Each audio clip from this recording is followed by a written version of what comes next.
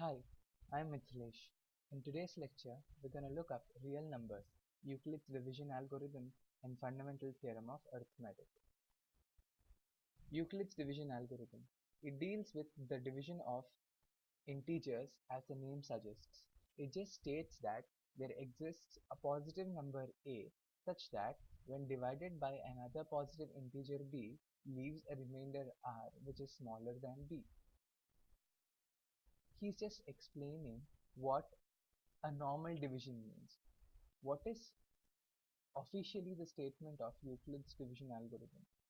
Given positive integers a and b, then there exist unique integers q and r satisfying this equation a is equal to b into q plus r, where r is my remainder here, which I mentioned here, and a and b represent respectively their positions. Remember, HCF of a and b is the positive largest integer d which divides both a and b. The algorithm goes as follows. Apply Euclid's division lemma to C and D, so we find whole numbers Q and R such that C is equal to D into Q plus R for R 0 less than or equal to R less than D. If R is equal to 0, D is the HCF of C and D. If R not equals to 0, apply division lemma to D and R. Continue the process till the remainder is 0 and the divisor at this stage will be the required HCF. Let's check this out for 420 and 130. Since 420 is greater than 130, my C and D would be 420 and 130.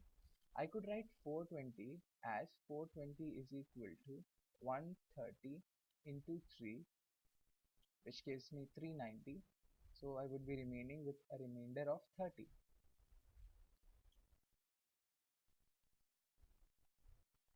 My remainder is still not yet 0. So 130 and 30 become my next dividend and divisor. So 130 is equal to 30 into 3, which is 90, or I could even go for 4 because 34 is 120 and I would be still remaining with a 10. Now 30 and 10 become my dividend and divisor respectively, but 30 is equal to 10 into 3 plus 0.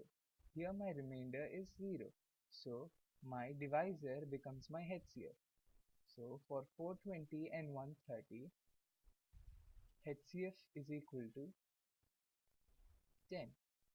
This is my answer. Note, many of you have the wrong interpretation of taking LCM of both the terms and then selecting the highest common divisor. This method is also right, but what would you do for higher integers? Suppose for an example, if you are given 1000, you can't keep taking LCM for the whole of that number. So this method is very useful for that. Fundamental theorem of arithmetic.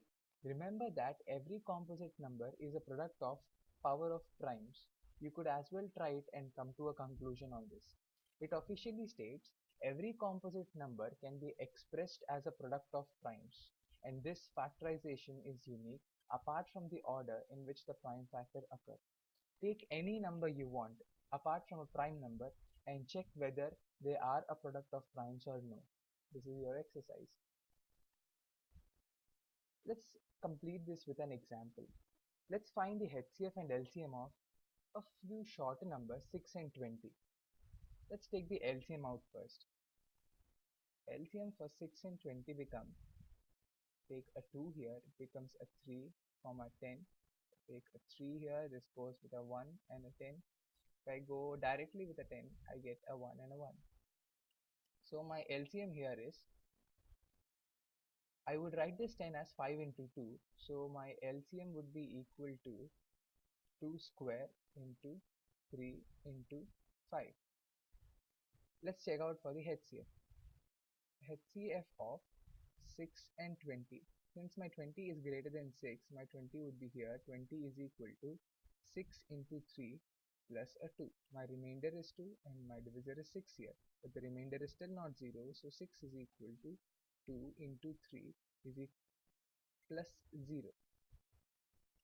2 into 3 plus 0. Since my remainder is equal to 0, my divisor being 2 is the HCF of 6 and 20. So HCF of 6 and 20 is equal to, or 20 comma 6, this would be better, or anything will do, will be 2. I would like to mention a small bit over here. HCF is equal to the product of smallest power of each common prime factor. Remember, product of smallest power of each common prime factor.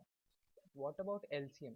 It is the product of greatest power of each prime factors involved in numbers. Just check this out if possible. In your previous class, we have seen what is irrational numbers and how do rational and irrational numbers sum up to compose a real number set. I would like you to look into the proof for irrationality and understand the in-depth meaning of rationality and irrationality and see what a real number set actually means. Thank you. Hope you understood.